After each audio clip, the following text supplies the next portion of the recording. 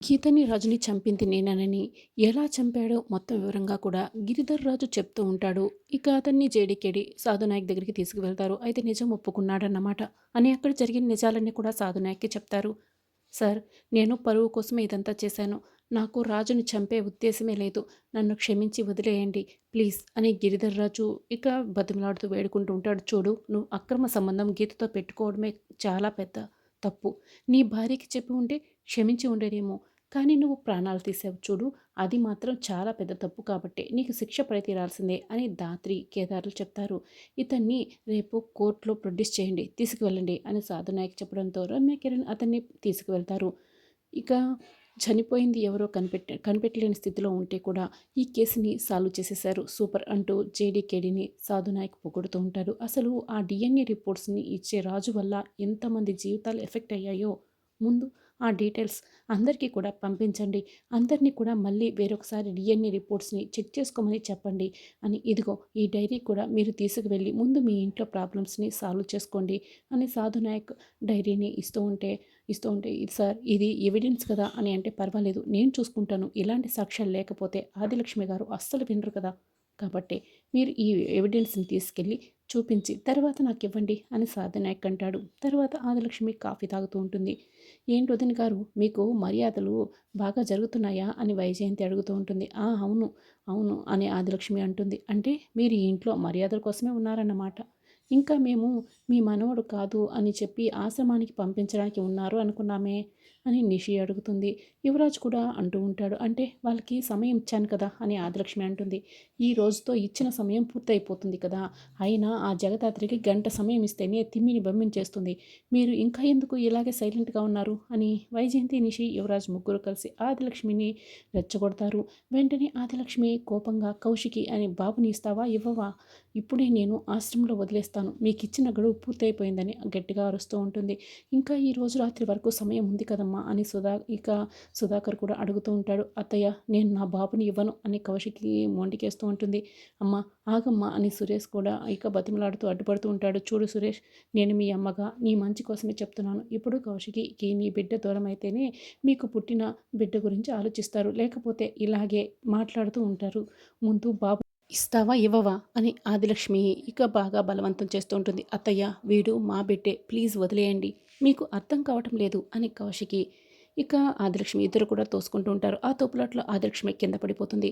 అయ్యో చెల్లిమ్మ, ఏదో చూసుకోకుండా కౌశికి తోసేసింది, నువ్వు కింద పడిపోయావు అంతే, అపార్థం చేసుకోకు అని సుధాకర్ చెప్తాడు.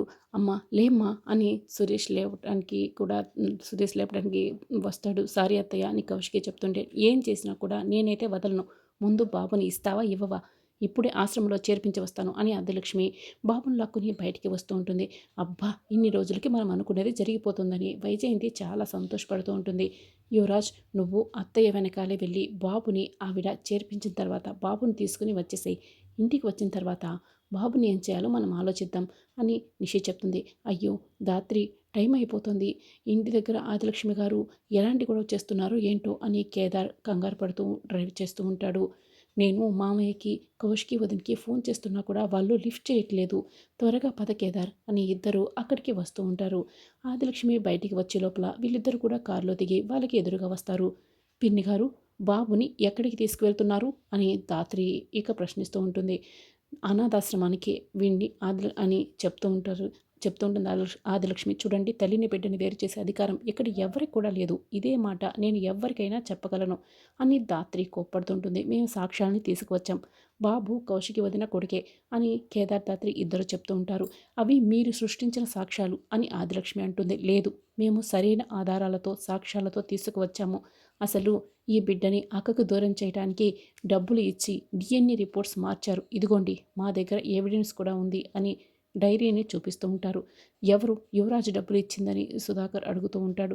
ఇంకెవరు, ఆ యువరాజే అని ధాత్రి వేలు పెట్టి చూపిస్తూ ఉంటుంది. కేదార్ ఏమో డైరీని ఓపెన్ చేసి యువరాజ్ పేరుని చూపిస్తూ ఉంటాడు.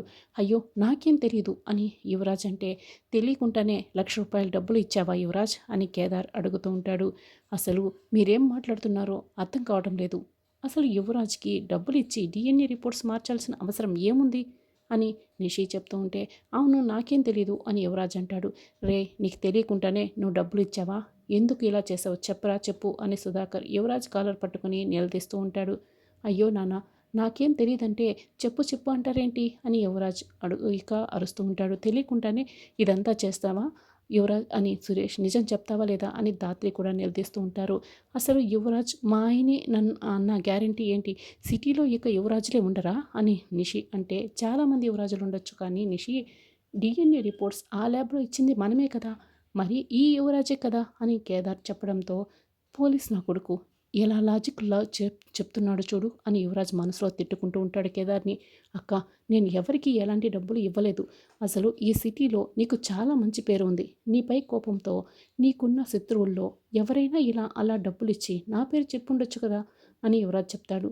అవును అని నిషి వైజయంతి కూడా అంటారు. వదిన, ఇంత జరిగిన తర్వాత కూడా యువరాజ్ చెప్తున్నది నువ్వు నమ్ముతున్నావా అని ధాత్రి అడుగుతూ ఉంటుంది. ఏమో తెలియదు జగదాత్రి, కానీ ఆధారాలు లేకుండా నేను నా తమ్ముణ్ణి అనుమానించలేను. తప్పు చేశాడని చెప్పలేను కదా, ఆధారాలైతే సరిగ్గా లేవు కదా. చూడు యువరాజ్, చాలా జాగ్రత్తగా ఉండు. ఇంకొకసారి ఇలాంటి పొరపాటు జరిగితే మాత్రం నేను చూస్తూ ఊరుకోను అని కౌశికి ఇక యువరాజ్కి వార్నింగ్ ఇస్తూ ఉంటుంది. చాలే ఆపుతారా, అసలు ఈ బాబు కౌశికి బిడ్డే కాదు, ఎవరో తీసుకొచ్చిన డైరీని చూపిస్తే నేను నమ్మేస్తానా అని ఆదిలక్ష్మి అంటూ ఉంటుంది. ఒరిజినల్ డిఎన్ఏ రిపోర్ట్స్ అత్తయ్య గారు, మేము ల్యాబ్కి వెళ్ళి తీసుకొస్తున్నాం అని కేదార్ ఇక బాబుకు సంబంధించిన డిఎన్ఏ రిపోర్ట్ని చూపిస్తారు. ఆ డిఎన్ఏ రిపోర్ట్ ప్రకారము ఈ బాబు అన్నయ్య వదినల కొడుకే అని ధాత్రి కేదార్లు చెప్తారు. ఇంకెవరు కూడా కాదని చెప్పడానికి వీల్లేదని చెప్పడంతో, పోనీలే దేవుడి దయ వల్ల నిజం నిరూపితమైంది అని సుధాకర్ అయితే చాలా సంతోషపడుతూ ఉంటాడు. రేపు మీ యానివర్సరీ సందర్భంగా అందరం గుడికి వెళ్తాం కదా బాబాయ్, అప్పుడు బాబు పేరు మీద కూడా అర్చన చేయిద్దాం అని కౌశికి అంటుంది. సరే జగదాత్రి, రేపు ఎలాంటి పనులు పెట్టుకోకండి, మనమందరం గుడికి వెళ్ళాలి అని ధాత్రి కేదార్కి కౌశికి మరీ మరీ చెప్తూ ఉంటుంది. అదేంటి వదిన, మన ఫ్యామిలీ మాత్రమే వెళ్ళేది, వాళ్ళు మన ఫ్యామిలీ కాదు కదా అని నిషి అంటే, మనతో ఎలాంటి సంబంధం లేకుండానే మన కుటుంబానికి ఇంత సహాయం చేస్తున్నారా వీళ్ళు, ఇప్పుడు సహాయం ఏం చేశారో చూసావు కదమ్మా నిషి, ఇంకేం మాట్లాడకు అని సుధాకర్ అంటాడు. జగదాత్రి కేదార్ మీరు కూడా వస్తున్నారని కౌశికి చెప్తుంది. ఇక నిషి యువరాజ్ వైజయంతి గార్డెన్లో మాట్లాడుకుంటూ ఉంటారు. అసలు 25 ఏళ్ళుగా మన ఫ్యామిలీ మాత్రమే గుడికి వెళ్తుంది, ఇప్పుడు వాళ్ళిద్దరూ వస్తారంట, కాబట్టే మేమిద్దరం రాము అని యువరాజ్ నిషి అంటే, వాళ్ళిద్దరు రాకుండా మీరేదైనా ప్లాన్ చేయకుండా మీరిద్దరు రానని చెప్తున్నారు ఏంటబ్బుడా అని వైజయంతి అడుగుతూ ఉంటుంది. అసలు వాళ్ళని ఏదో ఒకటి చేసి రాకుండా చేద్దాంలే అని వైజయంతి అంటే, అవును, వాళ్ళు మెలకువ లేకుండా చేసి సరిపోతుంది కదా వాళ్ళకి అని నిషి అంటుంది. అదేంటి నిషి, చంపేద్దాం అనుకుంటున్నావా, అది చాలా డేంజర్, ఏం చేసినా చాలా జాగ్రత్తగా చేయాలి అని యువరాజ్ అంటాడు. నేను చంపేద్దాం అనడం లేదు, వాళ్ళు తినే పదార్థంలో ఏదైనా మత్తు మందు కలిపేసి వాళ్ళు నిద్రపోయేలా చేద్దాం, అప్పుడు వాళ్ళు లేస్తే కదా గుడికి మనతో పాటు వచ్చేది, వాళ్ళకు రావటం ఇష్టం లేక నిద్రపోతున్నారని చెప్తాం, ఏదో ఒకటి చెప్పేద్దాం అని నిషి చెప్పడంతో, అవును అదే పని చేద్దాం అని యువరాజ్ వైజయంతి అంటారు. అయినా ఆ జగదత్తితో చాలా జాగ్రత్తగా ఉండాలి అని చెప్తూ ఉంటే, నేను చూసుకుంటాను, నేను వెళ్ళి మత్తు మంది తెస్తానని నిషి చెప్తుంది.